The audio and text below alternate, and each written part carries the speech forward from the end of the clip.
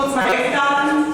Ich bin 47 Jahre alt, bin 1,78 Meter groß, verheiratet, habe eine 13-jährige Tochter und von Beruf bin ich Diplom-Bibliothekarin. Auf dem Bild, das Sie hier vorne sehen, bin ich zu sehen an dem Tag, an dem ich bariatrisch operiert worden bin. Und am 16. August 2016 von Dr. Meyer mit einem Schlauchmagen operiert worden. Mein Startgewicht waren damals 184 Kilo. Das bedeutet, ich habe einen BMI knapp unter 60 gehabt. Ich war extrem übergewichtig. Der Vortrag soll ja die Seite beleuchten, was das Leben oder was diese Operation aus meinem Leben gemacht hat. Dazu gehört aber auch, dass Sie ein bisschen was über das Leben davor wissen. Meine Adipositas-Karriere hat im Jugendalter begonnen. Ich war ein normalgewichtiges Kind, war aber immer schon etwas länger als andere Kinder, also außerhalb der Wachstumstabelle und war auch kräftig, kann man sagen, noch nicht übergewichtig. Das Übergewicht kam dann erst mit Beginn der Pubertät. Ich habe dann so ungefähr mit 14 war ich ausgewachsen, die 1,78 Meter, hatte zu dem Zeitpunkt 80 Kilo. Es ging dann weiter hoch, sag ich mal, mit Anfang 20 war ich dann im Gewicht von 100 Kilo angekommen. Ende 20 war ich dann sogar 125 Kilo. Habe natürlich immer wieder Diäten gemacht. Habe 20 Kilo abgenommen, mal 25 Kilo, was auch mit diesem typischen Jojo-Effekt immer wieder hochgegangen ist. Und so war es dann mit Ende 20 bei einem Gewicht von ungefähr 150 Kilo. Ich bin dann mit 34 Jahren schwanger geworden, habe da wieder ein bisschen abgenommen gehabt dann, bin mit 130 Kilo in die Schwangerschaft gestartet, habe während der Schwangerschaft auf über 160 zugenommen und dann kam Weight Watchers, also wie gesagt, diese ganze Karriere, dieser ganze Verlauf, den man so typischerweise kennt. Wie kann man so weit kommen lassen? Das ist die große Frage. Das haben wir vorhin auch schon. Wie kann ein Mensch so seine Kontrolle verlieren über sich selber, über seinen Körper? Aber es ist tatsächlich so, dass wenn man mal einen gewissen Punkt überschritten hat, man kann es nicht erklären, warum. Das ist sicherlich eine gestörte Selbstwahrnehmung. Das heißt, wenn ich mich selber auf Bildern gesehen habe, war ich entsetzt und wollte es auch gar nicht, dass ich fotografiert werde. Man schiebt es so weg und spielt es runter. Ich war es gewohnt, dick zu sein, aber es war natürlich schon sehr extrem. Seit meinem 10. Lebensjahr leide ich an Psoriasis.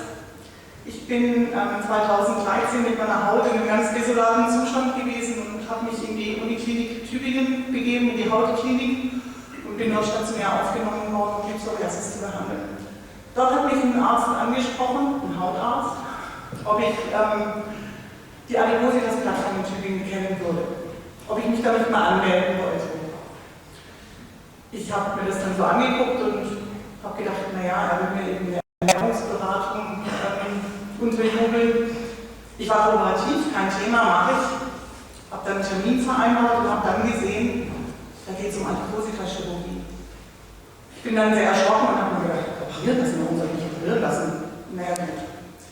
Es hat relativ lange gedauert, bis dieser Termin zustande kam. Ich war dann dort, habe diese Plattform durchlaufen und es wurde mir dann ein Schlauchmagen empfohlen. Ich hätte praktisch diese Empfehlung nehmen müssen und den Antrag bei der Krankenkasse auf Kostenübernahme stellen. Ich habe den Schritt damals nicht gemacht, weil ich Zweifel bekommen habe.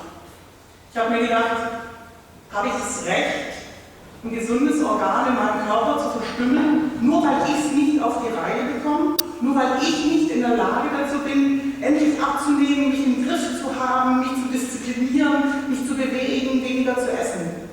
Also all diese typischen Gedanken, die eigentlich adipöse Menschen haben.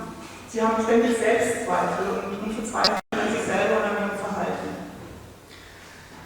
Ich habe mich dann dazu entschlossen, nochmal konventionell einen Versuch zu unternehmen, habe Ernährungsberatung in Anspruch genommen, war auch ganz motiviert, habe 12 Kilo abgenommen, und bin dann doch wieder gescheitert, wie in all den Jahren zuvor.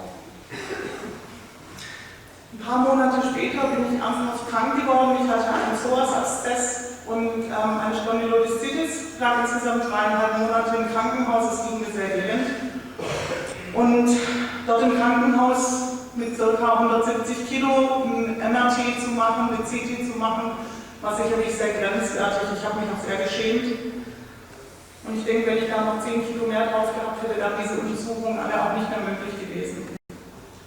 Es wurden mir 5 Rückenbücher versteift und danach war die Bewegung für mich schwerer als zuvor. Das Gewicht ist weiter nach oben. Ich war dann bei diesen 184, die Sie hier auf dem Bild sehen, angekommen. Und ja, es wurde während dem Klinikaufenthalt mit Pleura festgestellt in meiner Lunge. Und ich habe auch das Gefühl gehabt, ich bekomme immer schwerer Luft, ich habe Probleme mit dem Atmen und bin dann nochmal zu dem Pneumologen in die Klinik und habe ihm das gesagt. Und dann hat er mich angeschaut und hat gemeint, Frau Zeiner, der Pleura-Erguss ist nicht Ihr Problem. Ihr Problem ist Ihr Gewicht. Ja, er hat dann gemeint, das wäre ein neuer Kollege hier im Klinikum Stuttgart und ob ich schon mal über eine Magenverkleinerung nachgedacht hätte. Dann habe ich ihm gesagt, in der Tat, ich habe darüber nachgedacht, aber ich habe die Idee für mich verworfen, weil ich gedacht habe, ich schaffe es selber, aber ich bin gescheitert. Und er hat etwas gemacht, wofür ich dem Arzt sehr dankbar war. Er hat den Telefonhörer in die Hand genommen und hat im Sekretariat angerufen von Dr. Meidel, ich meine, das war die Frau Sattler damals, und hat gesagt, ich habe hier eine Patientin sitzen, bitte setzen Sie sich mit der in Verbindung, die möchte gerne einen Termin machen bei Ihnen. Und es war wirklich, ich hatte das Gefühl, ein Arzt hat was in die Hand genommen für mich. Ein Arzt, der mich eigentlich kaum kannte. Es war nicht mein Hausarzt, es war ein Pneumologe, der mich während eines Klinikaufenthaltes gesehen hat. Ich habe mich nach dem Eingriff und mit der ganzen Entwicklung auch herzlich bedankt bei dem Arzt und habe ihm Rückmeldung gegeben, dass sein Anstoß, den er damals gewagt hat, sehr hilfreich war. Ich habe dann die Untersuchungen beim Dr. Meile gemacht und wir konnten dann die Operation relativ zügig durchführen. Wie gesagt, am 16. August 2016 wurde ich operiert. Und ja, was hat diese Operation mit mir gemacht? Ich habe in diesen knapp 1,5 Jahren, wie die Operation jetzt her ist, insgesamt 66 Kilo verloren. Wobei die ersten Kilos im ersten halben Jahr sind schon fast 50 Kilo unten gewesen. Also jetzt das zweite, also im Prinzip das Jahr, das vergangene Jahr, war jetzt nicht mehr so ganz erfolgreich in der Abnahme, aber es ist letztendlich ja, das, wo ich jetzt angekommen bin. Sie sehen mich hier, ich bin immer noch adipös, ich bin noch kein normalgewichtiger Mensch, aber ich befinde mich immer noch auf meinem Weg.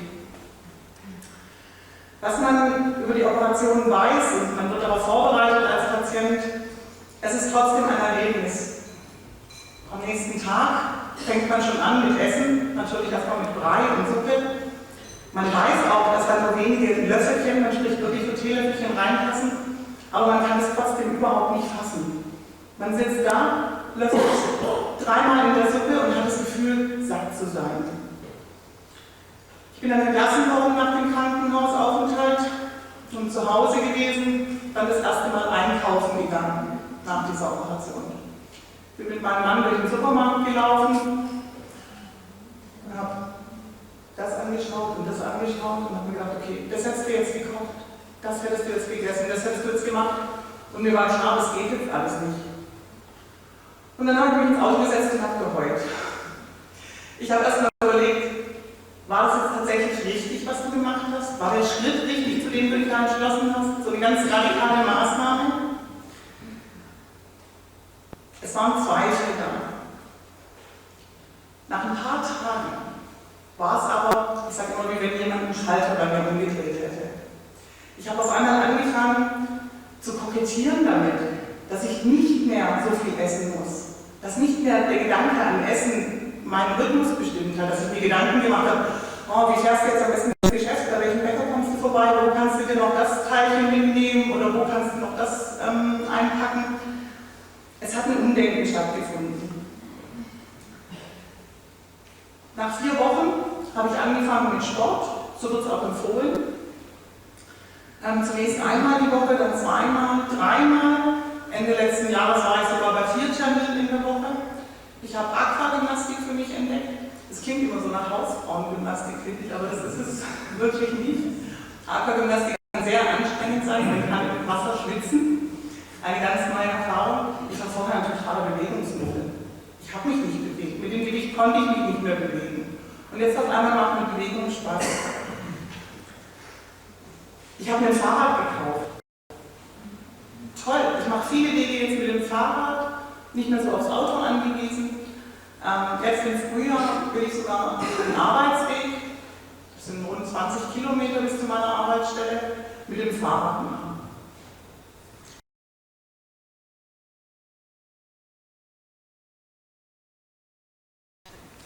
Wenn man sich vorstellt, wie das Leben vorher war als übergewichtiger Mensch. Ich weiß nicht, wenn Sie Hamburg kennen, kennen Sie die Landungsbrücken unten. Wir wollten eine Fahrt machen mit einem Ausflugsdampfer. Es war für mich nicht möglich, diese Strecke unten an den Landungsbrücken ohne Pause zu gehen. Es war zu anstrengend für mich. Ich habe es dann auf meinen Rücken geschoben und habe gejammert, aber im Endeffekt lag es an meinem Gewicht, dass ich diese Strecke nicht zurücklegen konnte. Letztes Jahr in Hamburg waren dann Mann und ich wieder 3 Tage. Ich habe jetzt so einen Fitness-Tracker, so einen Schrittzähler an meinem Handgelenk und wir sind 42 Kilometer gelaufen in 3 Tagen. Das wäre vorher undenkbar gewesen. Ich habe gesagt, wir haben unseren Hamburg-Marathon halt in 3 Tagen gemacht. Bewegung in meinem Alltag. Wenn ich früher einkaufen gegangen bin, habe ich geschaut, dass ich einen Supermarkt habe, wo ich relativ nah am Eingang parken kann. Und ich habe mir einen kleineren Supermarkt ausgesucht, weil es mir zu anstrengend war, durch den großen Markt zu laufen. Heute parke ich am anderen Ende vom Parkplatz, weil ich denke, ach, die 300 Schritte bis zum Einkaufswagen nimmst du auch noch mit. Es findet ein Umdenken statt.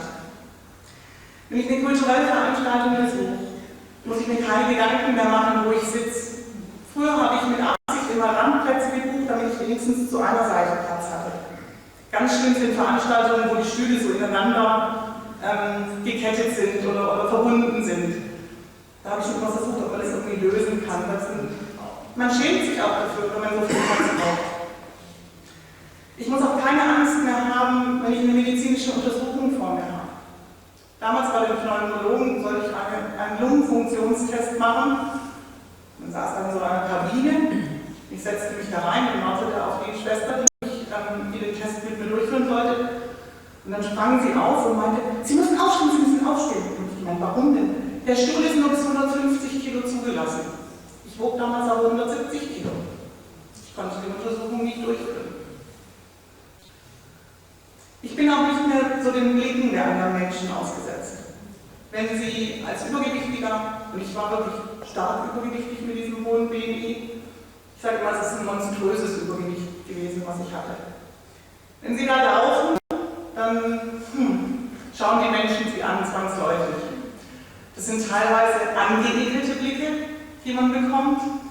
Es sind teilweise verachtende Blicke, es sind mitleidige Blicke. Ich habe das Gefühl, das ist nicht mehr so. Ich verschwinde jetzt wieder in der Masse. Ich bin unauffällig.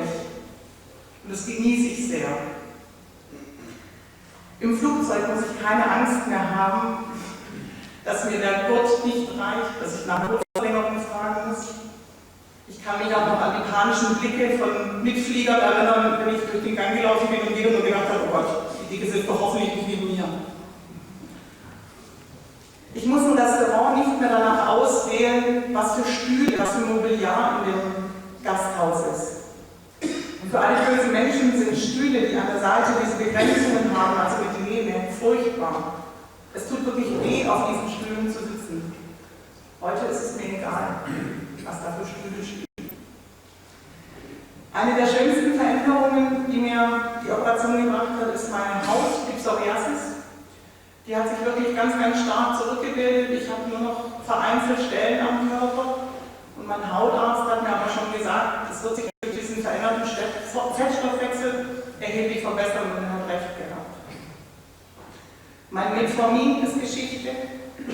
Mein Bluthochdruck ist Geschichte. Ich kann mir Kleidung von der Stange kaufen. Ja, lauter so viele Sachen.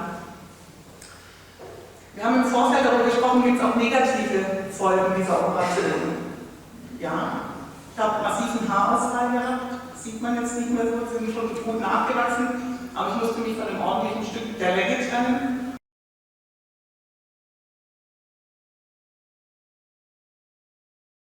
Und sind viele Haare definitiv ausgefahren.